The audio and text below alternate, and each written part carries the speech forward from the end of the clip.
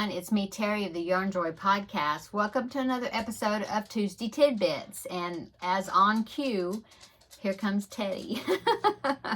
Let me see if I can pick him up so you can say hello, because you always hear his little footsteps, but you never see him. Okay, hang on a minute. There's Teddy. He's my cute little boy. Isn't he cute? Anyway, he's my little shadow. Everywhere I go, he's got to be in the room with me. Oh, okay. Say bye, Teddy. Say bye. Say hi, bye. He's got his ears back. Usually they're up, very straight and pointed. Okay.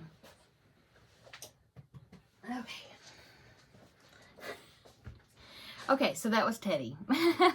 Okay, so in this episode of Tuesday Tidbits, what I was thinking I'd go ahead and do is, I finished the Tunisian crochet along that Jada and Stitches was having all this past year, where she was doing Tunisian squares, like a sampler, and then we were gonna, well, yeah, because each square was a different Tunisian crochet stitch, and then at the end of the year we're going to put them together and make a blanket. Well, I've got all the squares finished, and so now it's time for me to block them, because if you've done Tunisian crochet before, you know that some of them can really curl.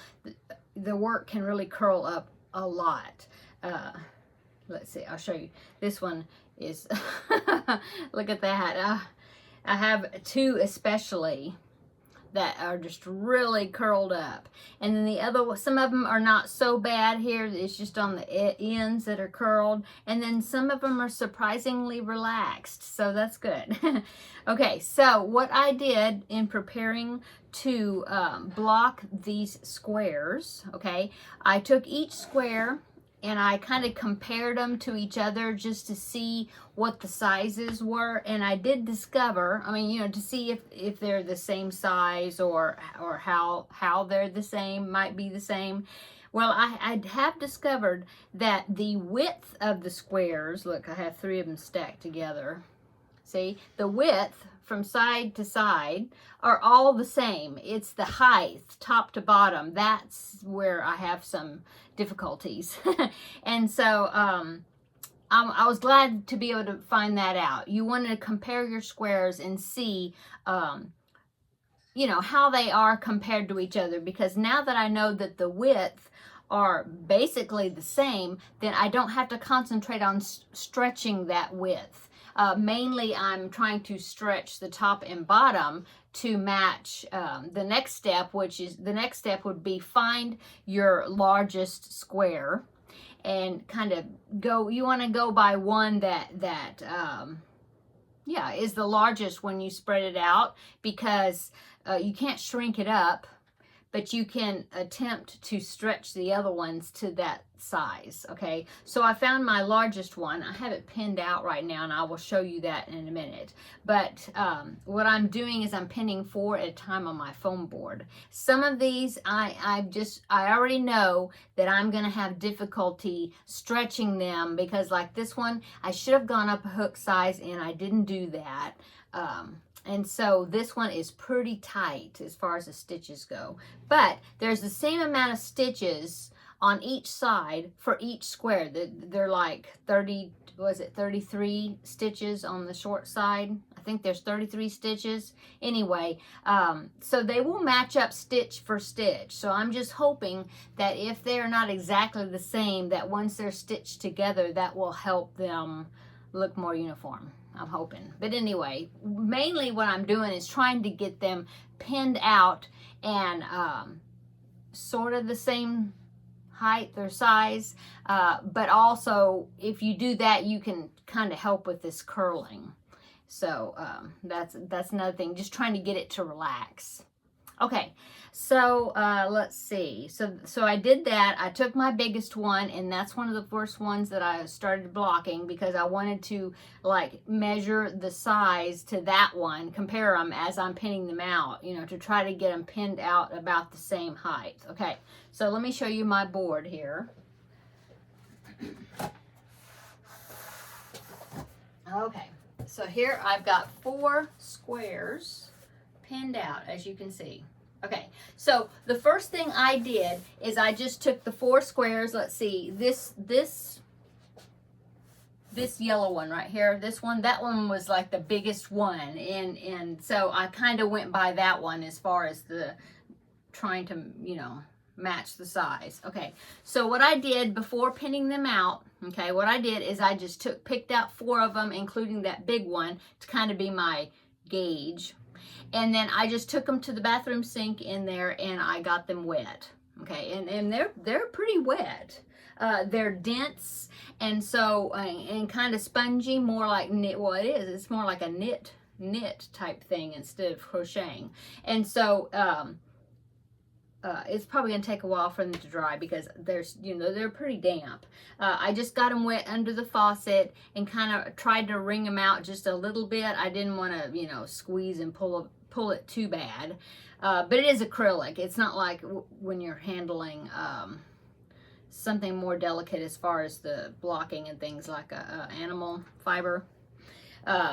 So I got them wet. And then I brought them in here. You know, they're not like dripping, like sopping, dripping wet. But I got them, you know, where they were damp, you know, fully damp. And then I brought them in here and I have these boards. See, they're like foam boards. What they are is, I think these came from Sam's a long time ago. And there was a set, see, because they lock together like puzzle pieces. But it's what it is a thick foam. And so it works really good because you can pin your item right to this. Okay, so I've just got one of them. All the rest of them are put up right now. I'm just keeping this one square in my room here. And if I need to pin a blanket out, which I used to do that all the time, I don't do it anymore. But I do have more if I need to put them together. Okay, so got them wet, brought them over here. I took the big one and I pinned it out.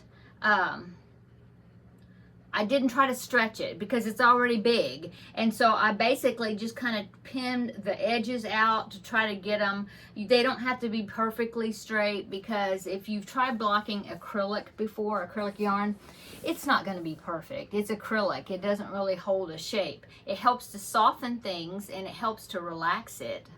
But, you know, it's not going to be perfect. And so, okay, so that's what I did.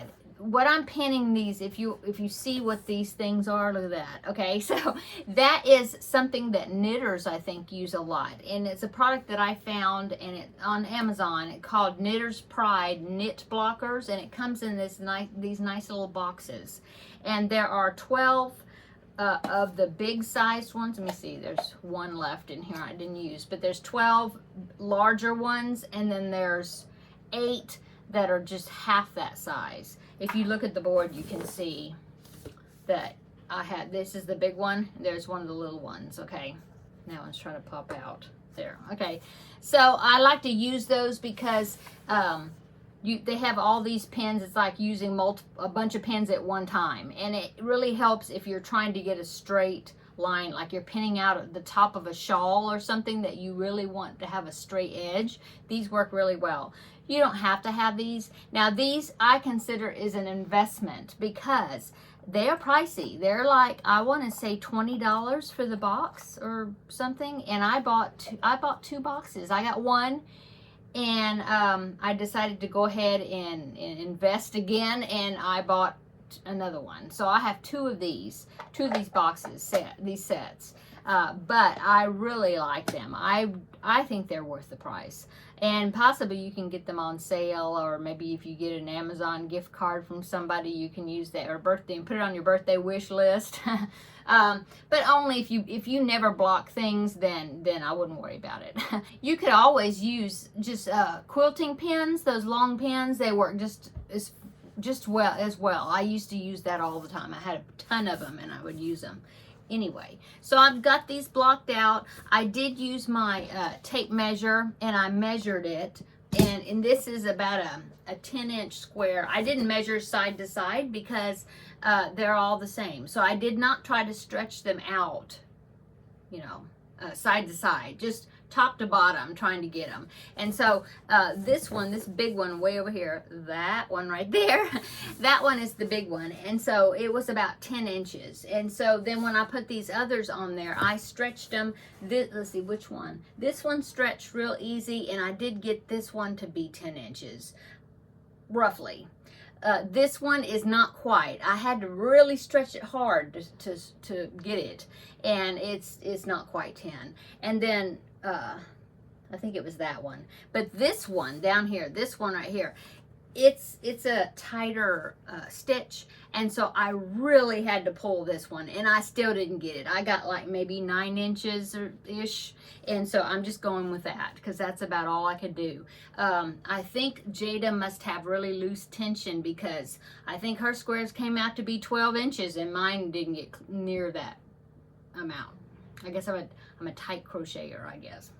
Anyway, so that's what I did. I got them all pinned out, tried to get them similar size. Like I said, when we sew these together, they're the same stitch count on the sides, and so I will be able to match them stitch for stitch, you know, putting them together. And I'm hoping that that would help kind of accommodate the smaller ones as well, I hope.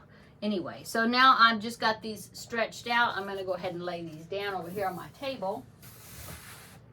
And now I'll just wait for them to dry.